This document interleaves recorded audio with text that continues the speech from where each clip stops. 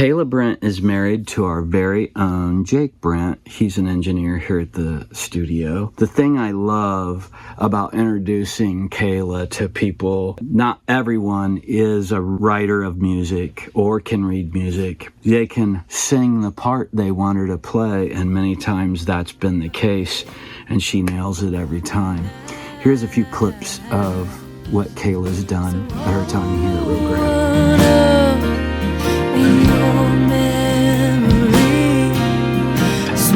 Still hear calling my name, the springtime rain,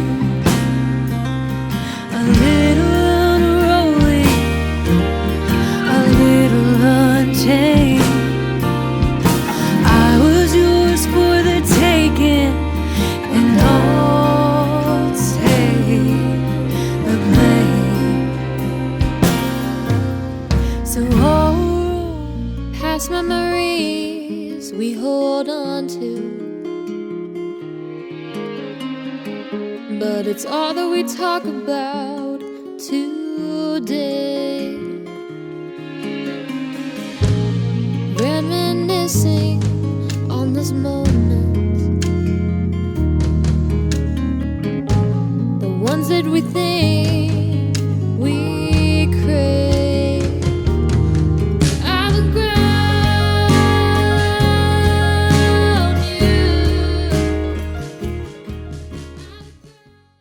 I'm a sucker for strings and songs. It's just so beautiful. Hey, Kayla. Hello, Amanda. I know that, keeping it in the family here, your husband is Jake, a studio engineer here. So what was it like when you first arrived and got familiar with the studio here, and what was your impressions? My first experience here was actually in the old studio. Okay. So it was really cool. To work with Jake, to work with Ron, to meet Ron, but to see it grow into physically a bigger space here, it's been pretty cool.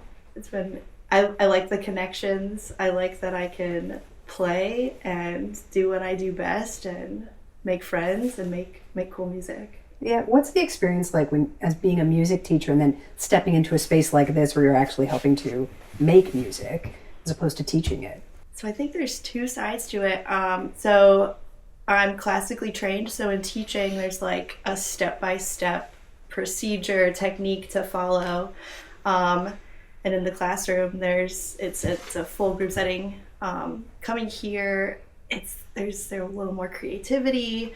Some of the artists do bring physical sheet music for me to read off of, but there's also this element of I want it to sound like this, and then we'll play off of each other, or and then I take that back to the classroom, and I try to work with the students in more just using your ear, just play the music, just less on the technicality, but just to make music, and I try to bring the love of music that I feel from the people in the studio to the classroom. It's not just getting good grades and checking the boxes, but it's also inspiring and having a love of music. I love that because great. So much about music is feel Yeah. and passion. It's not just reading the notes, and it's both. Yeah. So does that come across with your students? Do they get that a lot of the I time? hope so. Yeah. Yeah.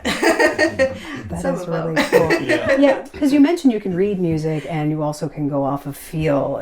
Is that something you've had to adapt to, the feel part, or has that always just kind of been a part of you? It's definitely something I adapted to. Yeah. I was talking with Anya before this. I think it's something that you just have to do. You just have to. I was very intimidated. I was classically trained by the book, read the music, don't veer away from what this is. Some violinists they train by ear, some musicians train by ear, but I was definitely classically trained.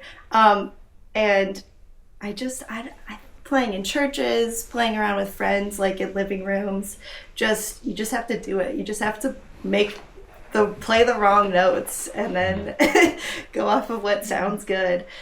So working with musicians and working with Anya, she really brings out the best in the song, and they'll be in the live room. I'll be in the live room. They'll be on the other side, and they'll sing a part to me, and I'll play it, and then it's really cool. Not everyone can do that. Yeah. Which, like, I know that I can do that because I have the training. I know the theory. I know what's going to fit good.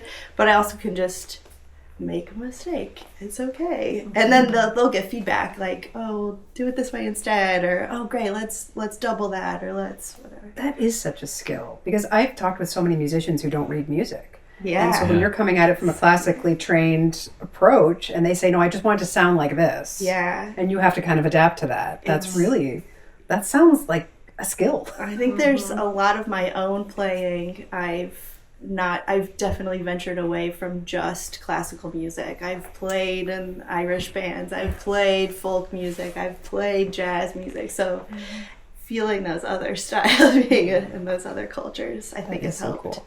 Do you have a favorite project that you've worked on here? Oh, that is a good question.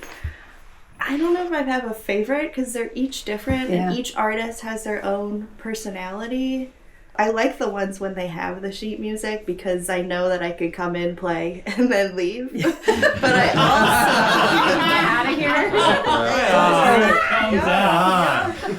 also like the ones where they have an idea for the violin because when I really get to know the song, they'll send me a track beforehand and I listen to it a million times before I get to actually meet the person, and I feel like I really know the song and what they expect of a violin part. So they're different. Yeah, so how much preparation goes into before you actually show up here and record? Sometimes you do just show up here and you're like, what are we doing? Sometimes. Yeah. I do like to listen to the tracks if they can provide that before so that I have some sense of what I'm coming into. It usually all happens in this space and we feed off each other and... Yeah, it seems like this is an aspect of your life that brings you a lot of joy. Yeah, I do. I enjoy this. Yeah, well, from those sample songs, it sounds beautiful what you contribute. So great meeting you and chatting a little bit about how you contribute to Realgrey. Yeah, thank you. Thanks for being here.